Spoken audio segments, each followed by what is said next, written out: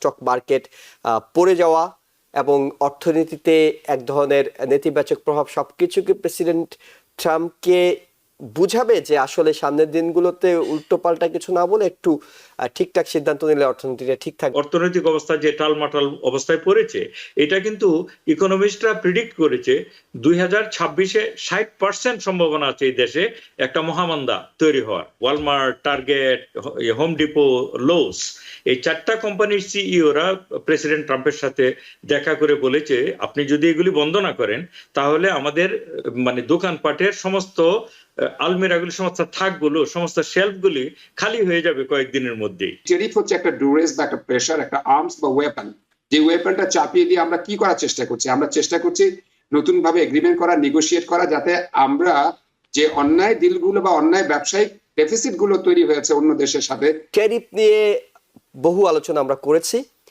চায়নার ব্যাপারে ট্যারিফ নিয়ে একেবারে বহু হম্বিতম্বি হয়েছে, এখন ব্যাকে এসেছেন এবং জেরোম পাওয়েল ফেড চেয়ারকে নিয়েও বেশ একটু নেতিবাচক মন্তব্য শোনা যাচ্ছিল যে তিনি রাজনীতি শুরু করছেন অমুক টুমুক, কিন্তু প্রেসিডেন্টের অ্যাডভাইজার যারা আছেন তারা তাকে বুঝিয়েছেন এই বিষয়টি, স্টক মার্কেট, দেশের অর্থনীতি সবকিছু নিয়ে, এবং প্রেসিডেন্টের দেখছেন যে অর্থনৈতিক যে জরিপ সেখানে তাকে 37% মাত্র তার গ্রহণযোগ্যতা সেটি পাওয়া যাচ্ছে।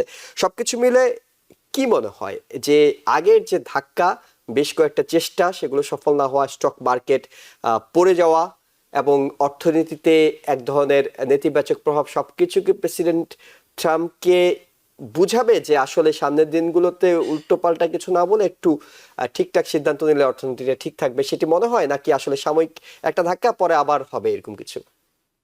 সেটা আসলে প্রেসিডেন্ট ট্রাম্প কি চিন্তা করে, এতদিন তো আমরা তার প্যাটার্নটা দেখলাম, এটা আপনার আমার পক্ষে ঠিক প্রিডিক্ট করা কোনোভাবেই সম্ভব না, কারণ তিনি খুব বেশি মানুষের কথা কানে নেন না।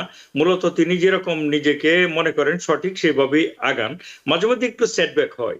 যেমন মনে করুন আপনি যেটা বললেন যে তার অ্যাডভাইজাররা ঠিক তো বটেই, তার বাইরে গিয়েও খুব রিসেন্টলি যে 4টা বড় বড় কোম্পানি আমেরিকার, যেগুলি আমরা জানি, Walmart, target, home depot, lose, এই 4টা কোম্পানির সিইওরা প্রেসিডেন্ট ট্রাম্পের সাথে দেখা করে বলেছে, আপনি যদি এগুলি বন্ধ না করেন তাহলে আমাদের মানে দোকানপাটের সমস্ত আলমিরাগুলি, সমস্ত থাকগুলো, সমস্ত শেলফগুলি খালি হয়ে যাবে কয়েকদিনের মধ্যেই, এবং আমাদের দেশে বড় ধরনের একটা ইকোনমিক একটা মন্দা অবস্থা চলে আসবে। তারপরে কিন্তু তিনি সরে এসছেন এই কথাটা থেকে।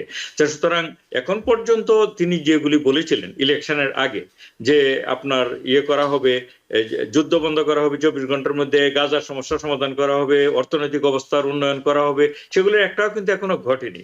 এবং ট্যারিফের ব্যাপারটা যে খুব ভালো সিদ্ধান্ত না, আমরা তো ইকোনমিস্ট না, কিন্তু আপনি জানেন যে আপনাদের অনুষ্ঠানে আমরা সাধারণ যে জ্ঞান থেকে অথবা পড়াশোনা করে যদ্দূর বুঝি, পুরো এই যে পলিসিটাই একটা রং হেডেড পলিসি ছিল অল অ্যালং, যে ট্যারিফের মাধ্যমে রেভিনিউর যে সংস্থান করা, যেটা ডোনাল্ড ট্রাম্প মনে করে যে ট্যারিফ যদি বাড়িয়ে দেওয়া হয় তাহলে আমাদের দেশে প্রচুর টাকা আসবে, আমরা ধনী হয়ে যাব।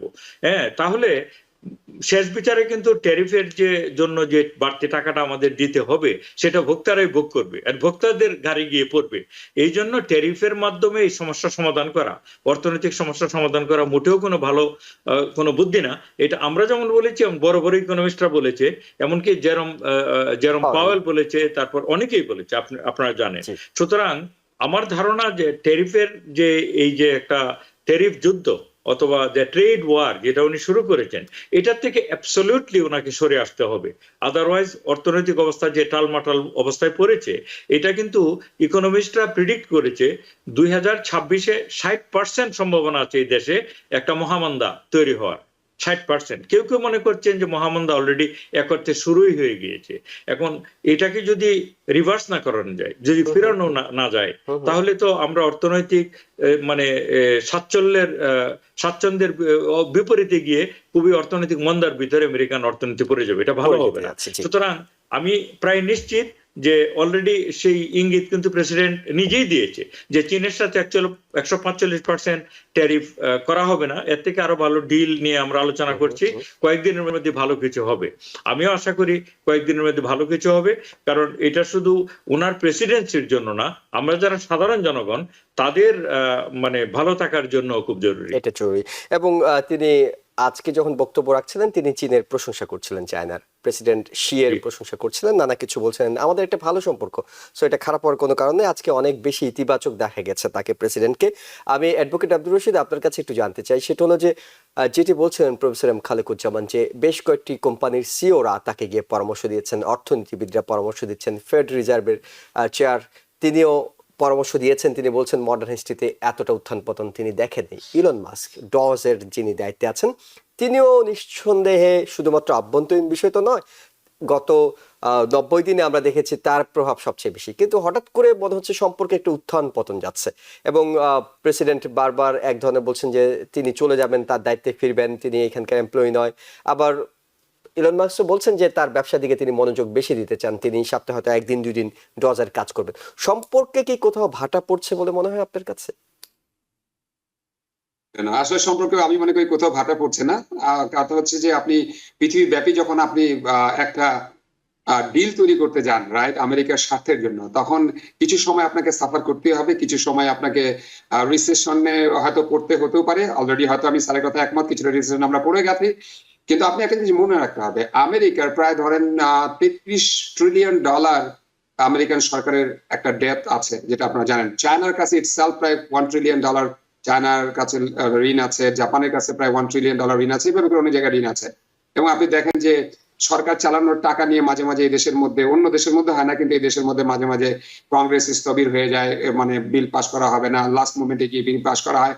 Look, these are the problems that we are facing in the model America, and we have to resolve these issues, right? এখন এই ইস্যুস গুলো আপনি কিভাবে রিজলভ করবেন, এবং এগুলো রিজলভ করার জন্যই এই টেরিফ হচ্ছে একটা ডুরেস বা একটা প্রেশার, একটা আর্মস বা ওয়েপন। যে ওয়েপনটা চাপিয়ে দিয়ে আমরা কি করার চেষ্টা করছি? আমরা চেষ্টা করছি নতুন ভাবে এগ্রিমেন্ট করা, নেগোশিয়েট করা, যাতে আমরা যে অন্যায় ডিলগুলো বা অন্যায় ব্যবসায়িক ডেফিসিট গুলো তৈরি হয়েছে অন্য দেশের সাথে, যেমন চায়নার সাথে $300 থেকে $350 বিলিয়ন, ইউরোপিয়ান ইউনিয়নের সাথে $300 থেকে $350 বিলিয়ন, যেখানে আমরা লুজার হচ্ছি। ওদের যে পরিমাণ পণ্য আমরা নেই তার চেয়ে অনেক কম পরিমাণ পণ্য তারা আমাদের কাছ থেকে কেনে, কিন্তু আমাদের পণ্য তো পৃথিবীতে ওয়ার্ল্ড ক্লাস।